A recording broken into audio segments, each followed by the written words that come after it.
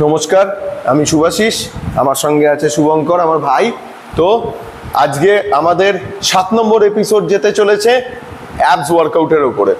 তো আপনারা আশা করি 6টা এপিসোড দেখেছেন, ওয়ার্কআউটগুলোও করেছেন, কেমন লাগলো সেটা জানাবেন।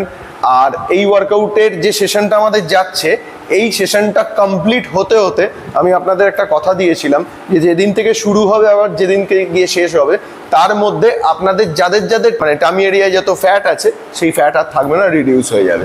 তো সেটাই হতে চলেছে আমাদের 7 নম্বর এপিসোড। আপনারা ভালোভাবে ফলো করুন, এটা আরও ভালো হতে চলেছে। চলুন দেখা যাক। আমরা দেখবো পিলাটেস ডাবল লেগ ক্রাঞ্চ। চলো, কি করবেন দেখো। উপর থেকে ঘুরে টাচ, পাটা সোজা, ভেরি গুড। আবার ঘুরে আসবে, ভেরি গুড, সোজা। চলো, বোঝা গেল কি করছে? ও হিলের দুপাশে টাচ করছে, দেখুন। দিয়ে যখন পাটা খুলছে তখন হাতটাও খুলে যাচ্ছে, তখন গিয়ে হলো হোল্ড পশ্চারে চলে যাচ্ছে।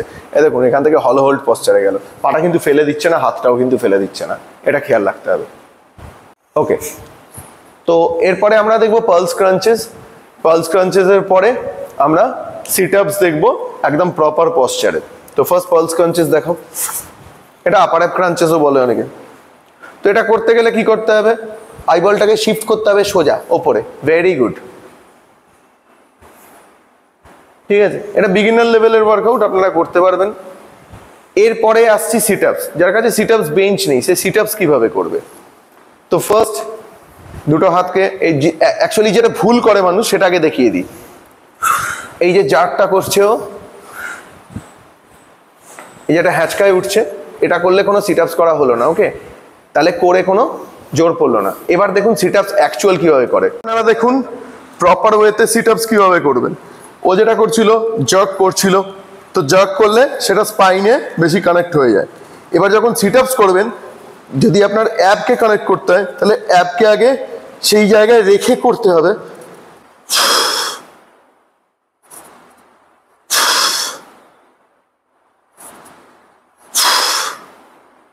তো আমি কি করলাম কি, যখন ওপরে উঠছি, ওপরে গিয়ে কিন্তু আমার ব্যাকটাকে আমি স্ট্রেট রাখারই চেষ্টা করছি, এটা চেষ্টা করতে হবে। চলেছি ফ্রগ ক্রাঞ্চেস। চলো,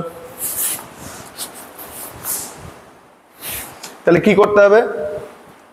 বাটারফ্লাই ঠিক যেভাবে আপনারা করেন সেইভাবে পাটাকে রাখতে হবে, দুটো পাকে জোড়া করতে হবে। দিয়ে এবার যেরকম ক্রাঞ্চেস আপনারা করছিলেন, আপার আপ ক্রাঞ্চেস যেভাবে করে, চলো, বা পালস ক্রাঞ্চেস, চলো, ভেরি গুড। ঠিক আছে, এখানে বেশি ওঠা বা এরকম কোনো ব্যাপার নেই, এখানে অ্যাপটাকে কানেক্ট করতে হয়। এটাকে ফার্স্ট আপনার এই জায়গাটাকে খেয়াল করতে হবে, আপনার অ্যাপ কতটা কানেক্ট হচ্ছে, আপনার স্পাইন কানেক্ট হয়ে যাচ্ছে না, তো এটা খেয়াল রাখতে হয়। তো এবার আমরা দেখব ক্রাঞ্চ করব, ক্রাঞ্চ করে হিল টাচ করব। তো হিল টাচ ক্রাঞ্চ কিভাবে করে, চলো।